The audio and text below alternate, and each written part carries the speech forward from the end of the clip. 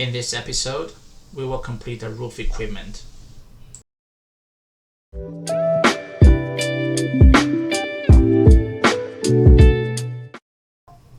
First up is the solar. We decided to install two 200 watt panels.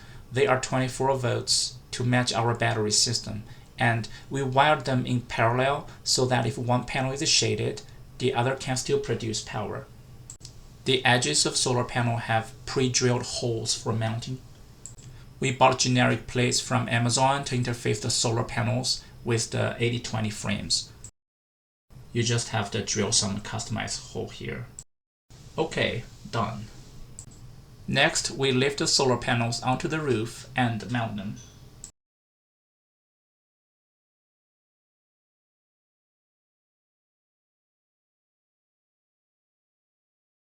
The standard connector for solar panels is the MC4 connector, and you need a dedicated tool to crimp the connections properly.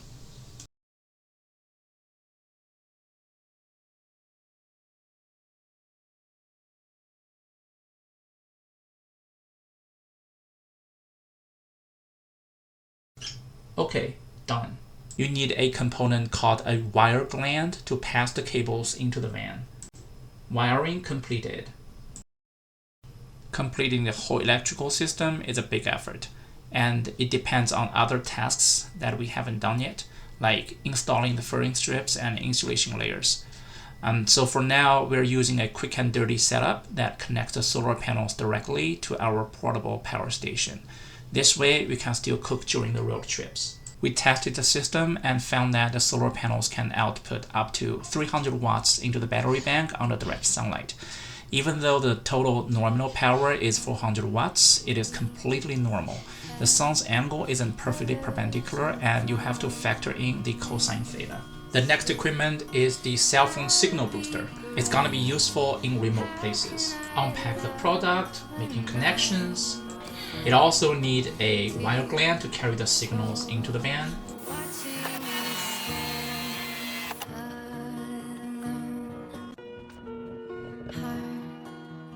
You also have to DIY some bracket to mount it to the roof rack.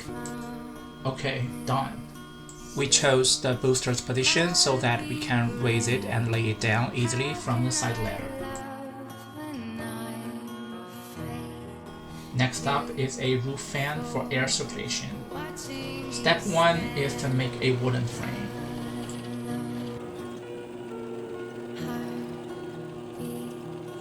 And drill holes through the gasket and the wooden frame. We also have a layer of cardboard to mimic the roof of the van. Now we're ready to cut the roof. Just follow the standard procedures.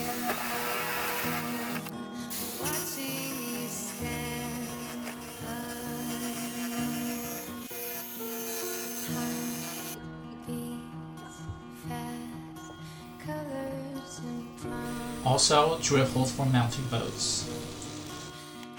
This is how it looks like after the cutting was done. And we install everything for the gasket.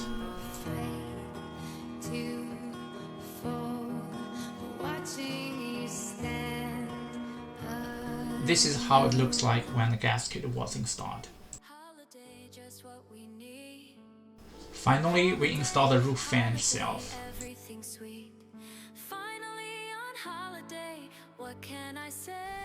And there are just 4 screws, so it's very easy. Next up is the roof deck, which is a great place for stargaze. Okay, so this is the deck board that we built, and we plan to mount the deck board on the frame using this structure.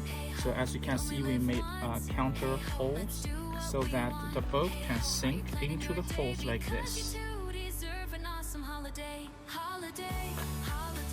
And what happened on the back is the boat is going to screw into this nut, like so.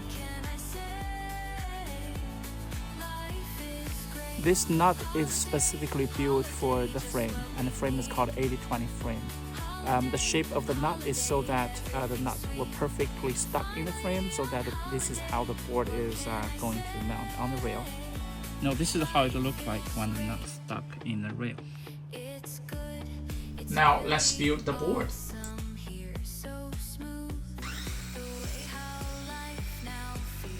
Locate the drilling positions.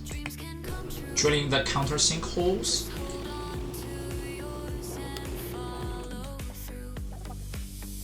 One board is done. Sometimes we have to cut some shape.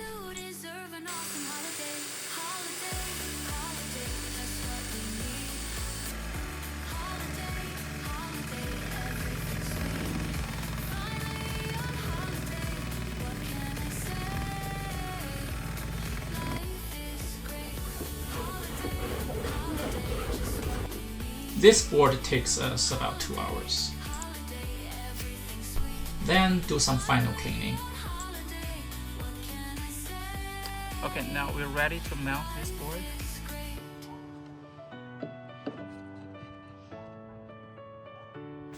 Aha, it fits perfectly. This is how we mount a board to the 80/20 frame.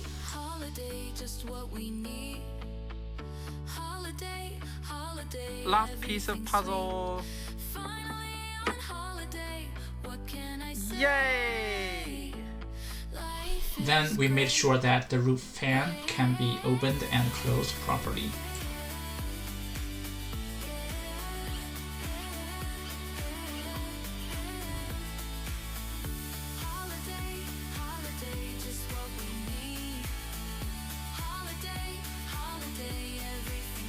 Then we couldn't wait to have a picnic on the roof deck.